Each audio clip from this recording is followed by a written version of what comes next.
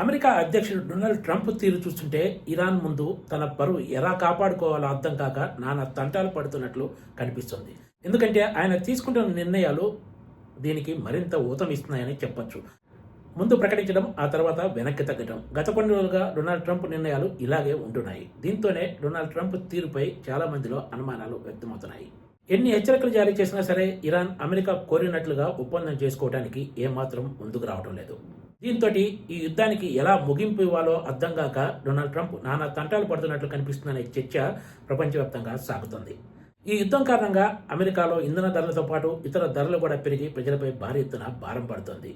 పలు దేశాలు తీవ్ర సంక్షోభంలోకి కూరుకుపోతున్నాయి. ఈ యుద్ధంతో ఏమాత్రం సంబంధం లేని దేశాలు కూడా బాధితులుగా మిగలాల్సిన పరిస్థితి ఏర్పడుతోంది. అమెరికాకు మిత్ర దేశాలుగా ఉన్న పలు గల్ఫ్ దేశాలు కూడా ఈసారి ఇరాన్పై అమెరికా దాడికి దిగితే ఏమాత్రం సహకరించే అవకాశం కనిపించడం లేదు. ఎందుకంటే తమ దేశంపై దాడికి గల్ఫ్ దేశాలు సహకరిస్తున్నాయనే కారణంతో ఇరాన్ డ్రోన్లతోటి విరుచుకుపడి గల్ఫ్ దేశాలలో భారీ ఆర్థిక నష్టానికి కారణమైన సంగతి తెలిసిందే. ఇప్పుడు మరోసారి వాళ్ళు ఈ నష్టాన్ని మోయటానికి సిద్ధంగా లేరు. ఇరాన్పై అమెరికా, ఇజ్రాయెల్ చేసిన దాడి కారణంగా ఇప్పుడు ఏకంగా ఖతార్ తీవ్ర ఆర్థిక సంక్షోభం కూరుకుపోయినట్లు వార్తలు వస్తున్నాయి. కొద్ది రోజుల క్రితమే అమెరికా అధ్యక్షుడు డొనాల్డ్ ట్రంప్ హార్ముజ్ జలసంధిలో చిక్కుకుపోయిన నౌకలను విడిపించేందుకు ఫ్రీడమ్ ప్రాజెక్టును ప్రకటించిన సంగతి తెలిసిందే.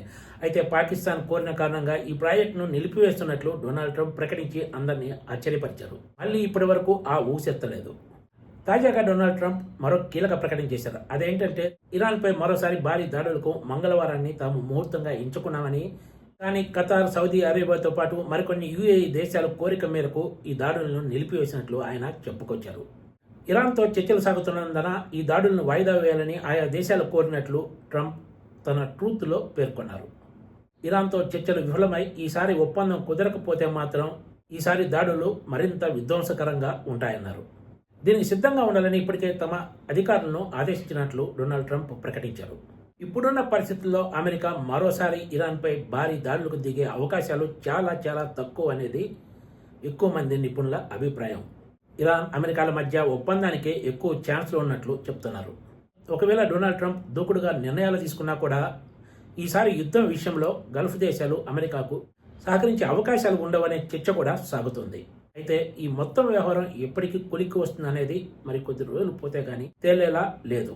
Please subscribe TGTV.